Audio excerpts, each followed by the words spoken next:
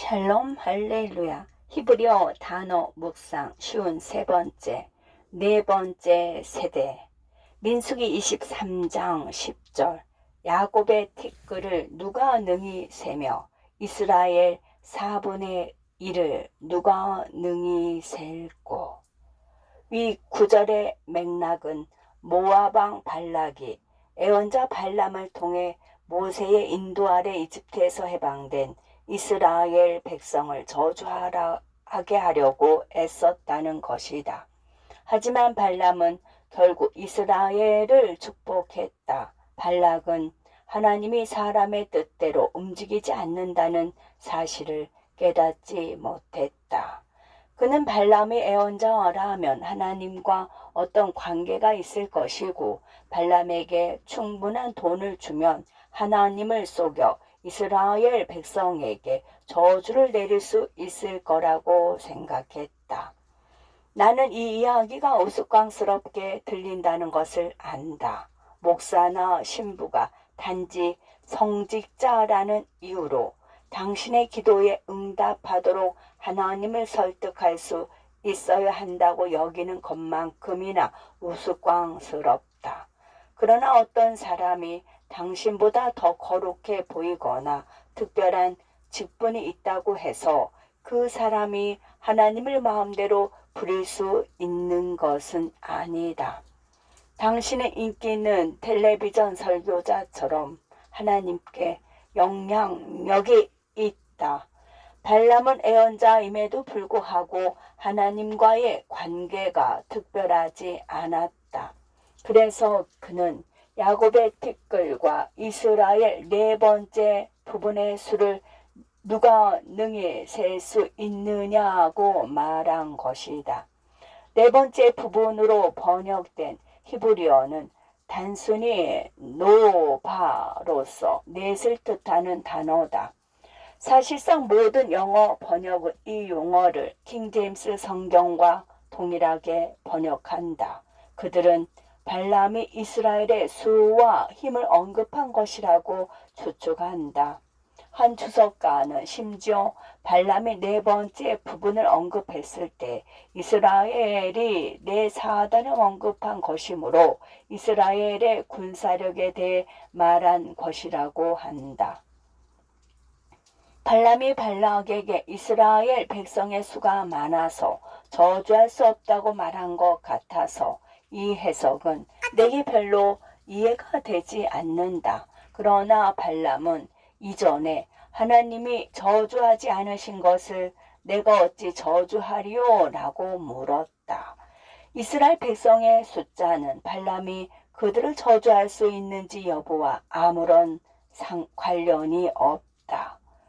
유대 문헌에서 이 사건을 조사하면서 나는 꽤 놀라운 사실을 몇 가지 발견했다. 첫째, 하나님 나라의 야곱과 이스라엘을 사용한 것은 이스라엘의 세대를 가리키는 것이다. 야곱은 나라의 여성적 면을, 이스라엘은 남성적 면을 나타낸다. 즉 두 사람이 결합하여 아이를 잉태하는 것을 나타낸 것이다. 먼지를 의미하는 히브리어는 아팔로서 젊은 남자를 뜻하기도 한다. 아팔의 숫자 값은 350으로 젊은 여성을 의미하는 나날과 같은 숫자 값이다.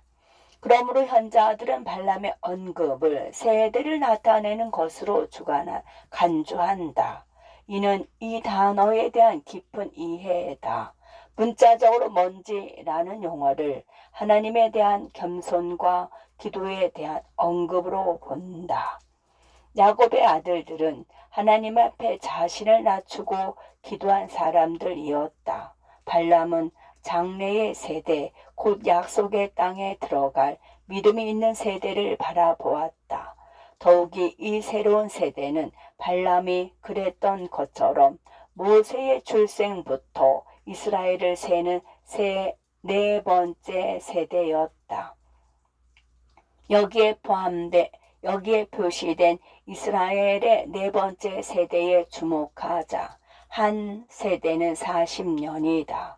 첫 번째 세대는 모세가 파라오의 궁정에서 자란 40년이다. 두 번째 세대는 모세가 미디안에서 도피 생활을 한 40년이다. 세 번째 세대는 모세가 이스라엘 백성을 이집트에서 인도하여 광야에서 40년 동안 살았던 시기다. 그러므로 네 번째 세대는 약속의 땅에 들어갈 자들로 자라난 해방된 이스라엘 백성의 자녀들이다. 네 번째 세대는 강한 믿음이 있었고 하나님의 능력과 지식에서 가장 강한 사람들이다. 그래서 발람은 이렇게 말했다. 어떻게 하나님께 기도할 때 겸손히 기도할 뿐만 아니라 가장 강력한 네 번째 세대를 대표하는 백성을 저주할 수 있겠습니까? 이스라엘 백성이 광야에서 방황하는 동안 하나님으로부터 버림받았거나 절망감을 느꼈을 때도 있었다. 하지만 발람은 그들조차 보지 못한 것을 보았다. 그는 기도하는 백성을 보았고 기도하는 백성을 저주하려 하지 않았다. 네 번째 세대에 들어온 백성은 말할 것도 없다. 나는 TV 프로그램에서 노바에서 제왕 나비에 관한 방송을 본 적이 있다.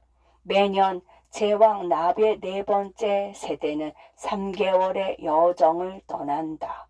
이들은 캐나다 전역에서 하루에 50마일을 이동하여 텍사스에 모인 다음 멕시코의 한 산으로 날아가는데 거의 동시에 도착한다. 수백만 마리가 이 한 산에 모이는 것이다. 내 관심을 끈 것은 3,500마일의 여행을 하는 것이 네 번째 세대라는 것이다. 다큐멘터리는 이 여행 동안 얼마나 많은 나비가 고통을 겪고 죽는지 보여주었다. 나비들은 포식자와 악천후로 인해서 죽었다. 이 글을 쓰고 있는 지금도 제왕 나비들은 그들의 약속의 땅으로 여행을 하고 있으며 지금쯤 시카고 지역에 있는 우리 집을 지나가고 있을 것이다. 제왕 나비의 연간 여행은 하나님의 신호일까? 아니면 상기시키는 것일까? 이 알림의 본질은 무엇일까? 현자들은 각각의 네 번째 세대에 대해 특별한 무언가가 있을 뿐만 아니라 하나님과 우리의 관계에도 네 번째 세대가 있다고 가르친다. 첫 번째는 우리의 영적 탄생이다. 나는 예수 그리스도 안에서 우리가 거듭나는 것이라고 생각한다. 두 번째는 성장기이다. 세 번째는 광야 기간이다. 네 번째는 약속의 땅으로 들어가는 것이다.